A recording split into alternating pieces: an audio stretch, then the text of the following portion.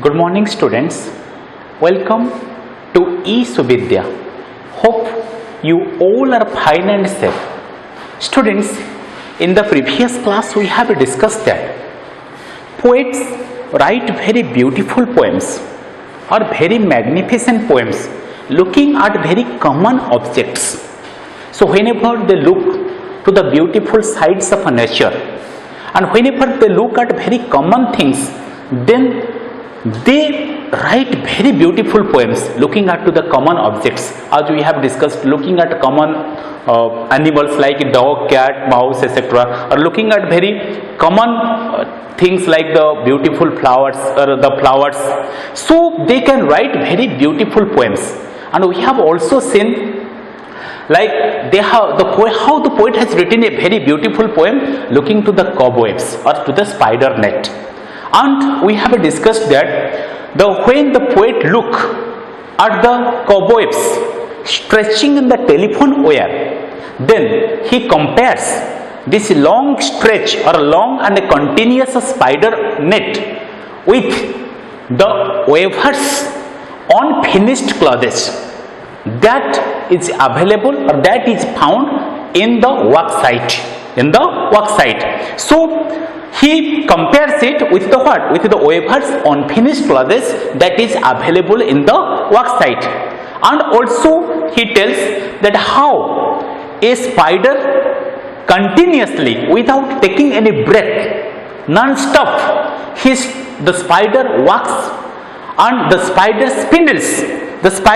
spindles means here spiders weaving instrument. Okay, so with their scissors spindles, how scissors means non-stop, so without taking any rest or without taking any break, how the spider constantly and continuously work day and night in order to prepare the beautiful spider net or that magnificent spider net.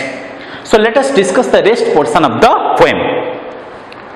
The setting sun pours into them. The setting sun pours into them colors or rainbow bright. So students, when the sun sets in the western horizon, then what happens? Then the western horizon appears reddish in color.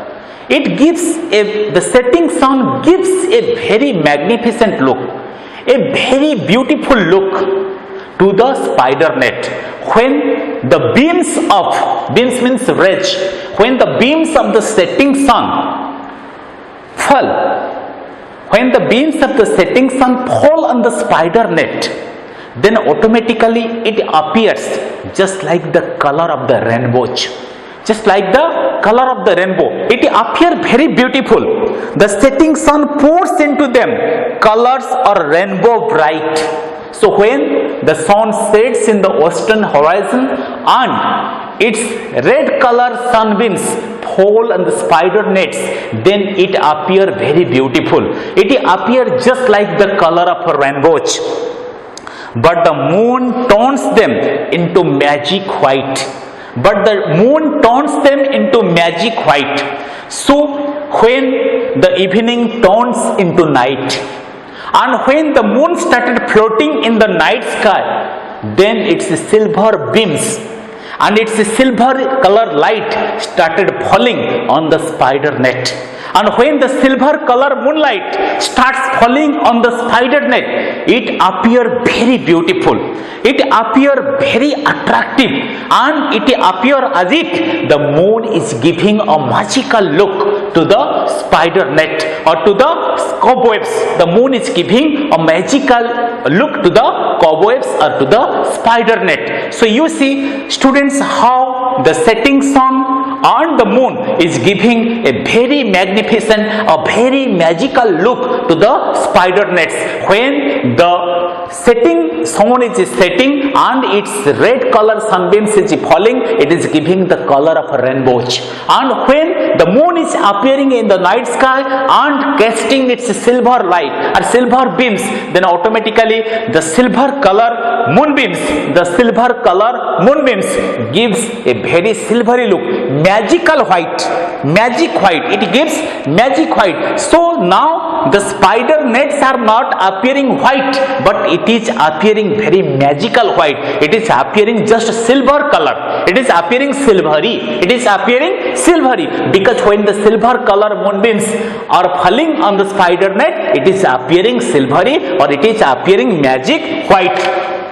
Then the last stanza, the long stretch of cobwebs on telephone wires look white. The long stretch of cobwebs on telephone wires look white like the weaver's unfinished clothes at the work site. So again, this stanza is repeated by the poet. What the poet is? The long stretch of cobwebs on telephone wire. The long stretch of cobwebs. So the long stretch means long and continuous. Cobwebs means spider nets on telephone wires that are hanging on the telephone wires. Look white like the weaver's unfinished clothes. Like the weaver's unfinished clothes at the work site. Students, you look at the last stanza, near the last stanza, the picture of the weaver and its work site is given, and you see how the long stretch of threads are appearing. The long stretch of threads are appearing. So the long stretch of cobwebs on telephone wire look white like the weaver's unfinished clothes at the work site. So when the poet look at the spider net that are stretching on the telephone wire, and the telephone wire, the poet is making a comparison of this spider net with the weaver's thread, and which is unfinished, the weaver's unfinished cloth, compare with the weaver's unfinished cloth at the work site. So students, today we have discussed the poem, the cobwebs. You find out, you try to find out the new words from this poem and try to use these new words into meaningful sentences of your own. So thank you. Have a nice day. See you in the next class.